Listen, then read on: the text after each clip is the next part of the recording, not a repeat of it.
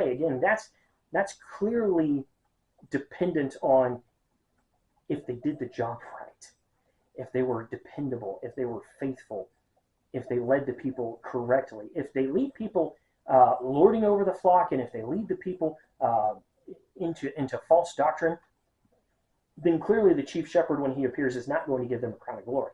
They're going to have to answer for what they've done and how they've led these people. So, because of the fact that elders is plural here, and because there were clearly plural elders in Ephesus in Acts chapter 20 and multiple other passages, there are some people that teach that all churches, that their authority structure should be on a plurality of elders, meaning that there's not a singular pastor in the church.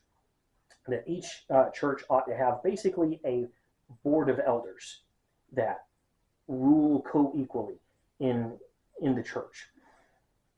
And if you've ever debated one of them, somebody who holds that belief, you'll find out they've got a stronger argument than you would expect. If you were raised in a church that had one pastor and that's all that you've ever known, then you're assuming that this is the Bible way.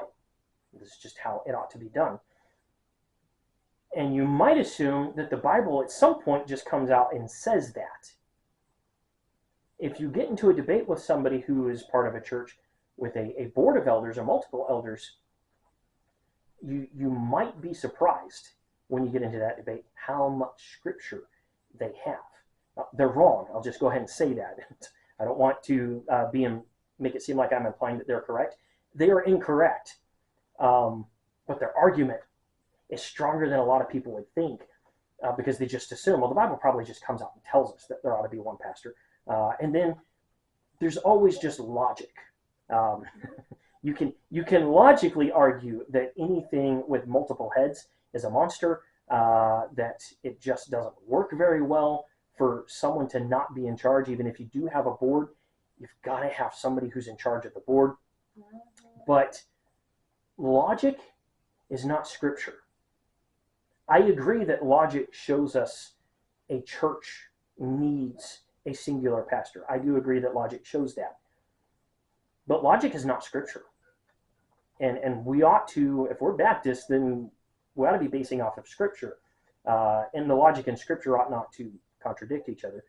Where logic seems to contradict scripture, then the logic is wrong. So there are churches that have been led into abandoning a singular pastor model and going to a plurality of elders because of a pretty strong argument. You can prove from the Bible that churches did have multiple elders. That is true.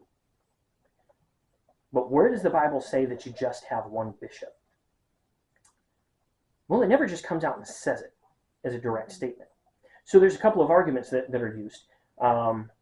One argument that's used, and they're kind of weak. The strongest argument is hardly ever used. It hardly ever enters into the conversation. And we'll get to that in a little bit.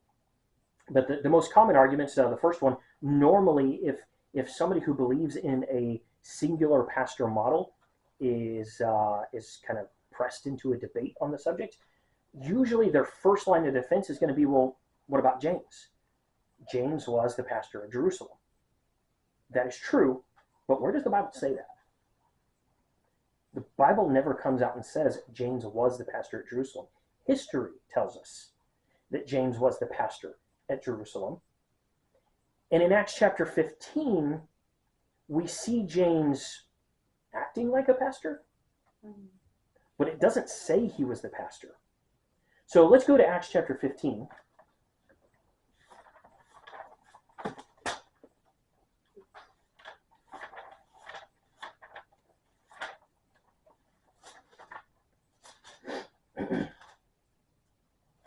So for those who are trying to use scripture to show that that a singular pastor model is the biblical model for the church structure, they'll go to Acts chapter 15, and I agree this is a supporting passage, but it's not a proof text. So they'll go to this passage, and we'll see verse 13 of Acts chapter 15. And after they had held their peace, James answered, saying, Men and brethren, hearken unto me. Okay, so here's the context. There is a council going on in Jerusalem. Men of Antioch, with Barnabas and Paul, have come to Jerusalem with a question: do the Gentiles have to keep the law in the Gentile churches? Do they have to keep the law of Moses?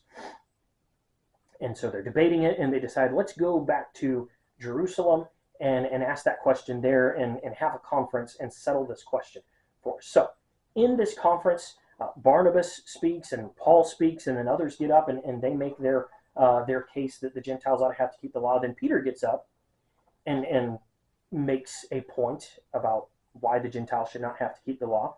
And after all of that is done, James then steps in. And it says, after they held their peace, James answered, saying, Men and brethren, hearken unto me. Simeon hath declared how God at the first did visit the Gentiles, to take out of them a people for his name.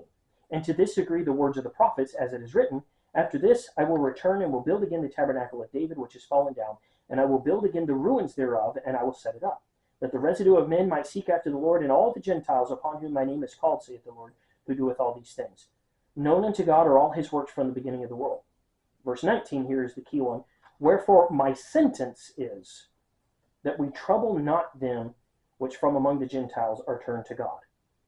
And he goes on and says that I ought to write a letter saying that these are the rules that Gentiles have to follow that kind of overlap with the law, but they do not have to keep the law of Moses at all.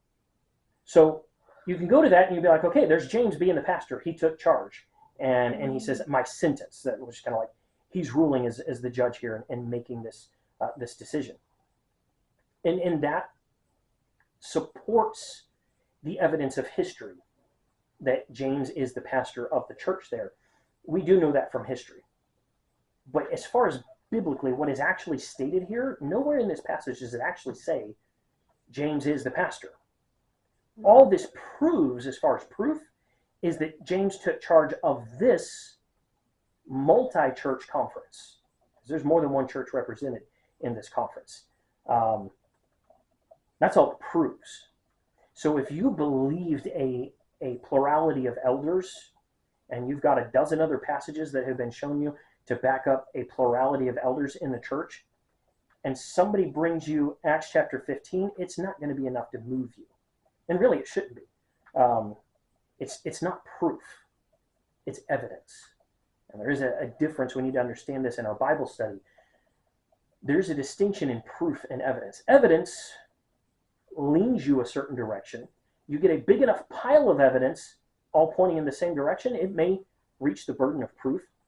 But proof is something that just absolutely tells us for sure there's no other way for this to be understood. This is proof of this. Acts chapter 15 is not proof of a singular pastor model. It's evidence for it. It does go into that category, but it does not just come out and tell us James is the pastor of the church at Jerusalem, and therefore all churches ought to have a singular pastor. The next argument that is often used is even a worse argument. A lot of times people will say, well, Timothy was the pastor of Ephesus, and Titus was the pastor of Crete. And so that's one pastor there. That is a really, really poor argument because those statements are not true. Timothy was not the pastor of Ephesus. Timothy was left behind in Ephesus very temporarily to charge some that they teach no other doctrine, and also to ordain a bishop.